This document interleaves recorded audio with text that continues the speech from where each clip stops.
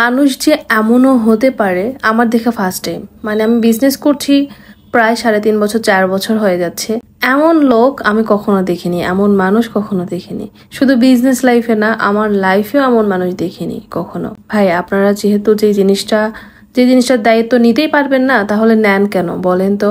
দায়িত্ব নিতে না পারলে সরাসরি বললেই তো পারেন যে সরি আমি পারবো না এটার দায়িত্ব নিতে।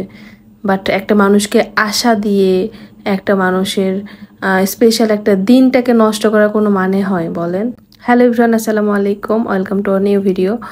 আজকে যে কেক ডেকোরেশন শেয়ার করছি এটা যদিও আমার পেজের পুরাতন মানে মোস্ট ডিমান্ডিং একটা ডেকোরেশন, তবে এই কেকটির সাথে এমন অদ্ভুত একটা ঘটনা ঘটবে সেটা আমি কখনো কল্পনা করিনি। খুবই খারাপ লাগছে আমার। কেকটি প্রথমে আমি কেক বোর্ডে সেট করে নিলাম, তারপর কেকের সাইড দিয়ে এইভাবে কি বলে গোল্ডেন লিপ দিয়ে নিলাম। আর এই গোল্ডেন লিপ লাগানোর ভিডিও অনেকেই চাইছিলেন।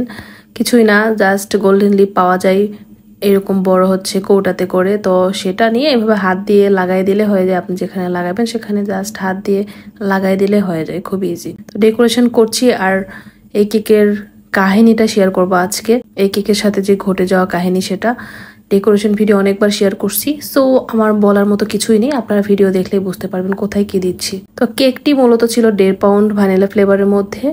রানীনগর থেকে একটা আপু অর্ডার করেন, আর আপু আমার ডিজাইনগুলো খুব বেশি পছন্দ করেন। তার অনেক দিনের শখ আমার কাছ থেকে কেক নেবেন। তো এটা ছিল তার ফার্স্ট অ্যানিভার্সারি। আপুর হাজবেন্ড মূলত প্রবাসী, বাইরে থাকে। প্রথম অ্যানিভার্সারিতে তিনি এই কেকটি আমার কাছে অর্ডার করেন, তার হাজবেন্ড অর্ডার করে দিয়েছেন। আর যেহেতু রানীনগরে আমরা সেভাবে ডেলিভারি দিই না, হোম ডেলিভারি ম্যাক্সিমাম ক্লায়েন্টরা এসে নিয়ে যায়, আর হোম ডেলিভারি দিলেও খুবই কম যদি হাতে সময় থাকে সেক্ষেত্রে আর কি। তো তিনি অর্ডার করেছিলেন আগের দিন রাতে, আর পরের দিনে ডেলিভারি নেবেন। মানে আবার পরের দিন আমার অনেকগুলো কেক ছিল, অনেক ব্যস্ত সেজন্য তাকে হোম ডেলিভারি দেওয়াটা পসিবলও হয় নাই।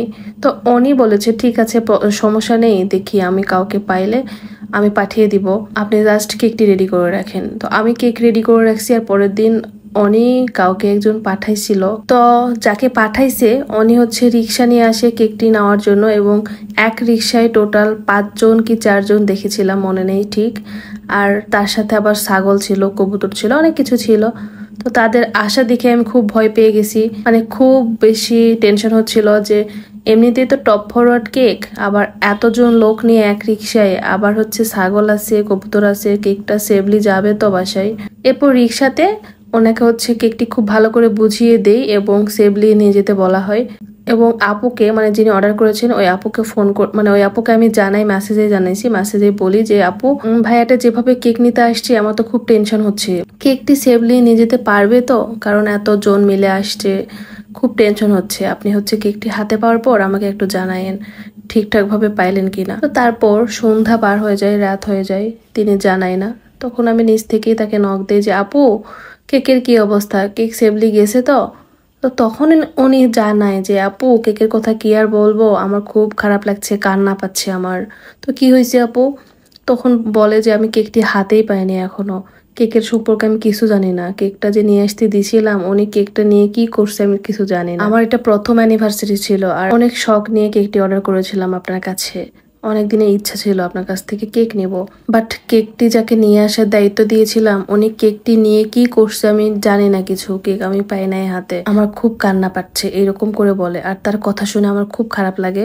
তখন উনি জানায় যে কেকটি মেবি উনি নিয়ে এসে ওর ফ্রেন্ডরা মিলে খাইছে না কি করছে আমি জানি না সঠিক, আমি হাতে পাই নাই, কেকের সম্পর্কে আমি কিছুই জানি না। তো একটা মেয়ে তার প্রথম অ্যানিভার্সারির কেক অর্ডার করেন, এত আশা নিয়ে এত শখ করে অর্ডার করেন, আর সেই কেক যখন তিনি হাতে পায় না, তখন এই বিষয়টা শোনার পর কতটা খারাপ লাগতে পারে বলেন। তো আপুটা আরো জানায় যে আপু ও কেক নিয়ে এসে আমাকে দিতে পারবে না, এটা বললে আমি কখনোই ওকে পাঠাতাম না, ও নিয়ে এসে দিবে বলছে, ওই জন্যই ওকে পাঠাইছি। বাট কেকটা নিয়ে এসে ওরা ফ্রেন্ডরা খাইছে না কি করছে আল্লাহ জানে।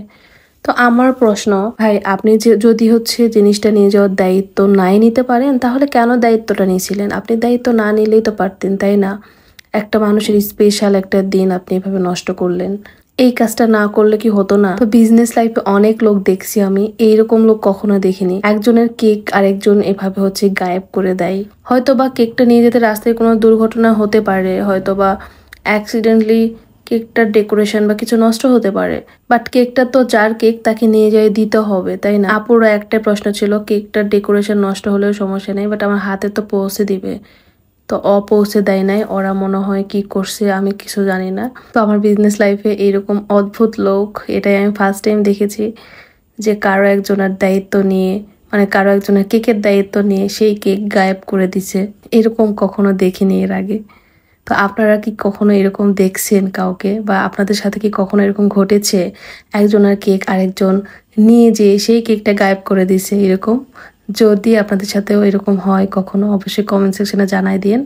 শুধু কেকের ক্ষেত্রে না, এরকম যে কোনো জিনিসের ক্ষেত্রে যদি কেউ আমানত দেয় আপনার কাছে, অবশ্যই সে আমানতের খেয়ানত করবেন না। আমানত ঠিকঠাকভাবে রাখার চেষ্টা করবেন, এবং যারা আমানতের খেয়ানত করে তাদেরকে আল্লাহ নেক বুদ্ধি দান করুক, এটাই আমার চাওয়া। আমানতের খেয়ানত করা কখনোই ঠিক না। এই ছিল এই কেকটার সাথে কাহিনী। আমার খুবই খারাপ লাগছে, ওই দিন আমি কোনো কাজ করতে পারিনি, মানে নেক্সট কোনো কেকের কাজ করতে পারিনি পর্যন্ত, এতটা খারাপ লাগছিল। তো এই ছিল আজকের ভিডিও। এরকম দুষ্টামি বুদ্ধি যাদের যাদের মাথায় আছে, আল্লাহ তাদেরকে সুবুদ্ধি দান করুক। আজকের ভিডিওটি এ পর্যন্তই। সবাই ভালো থাকবেন এবং সুস্থ থাকবেন। আল্লাহ হাফেজ।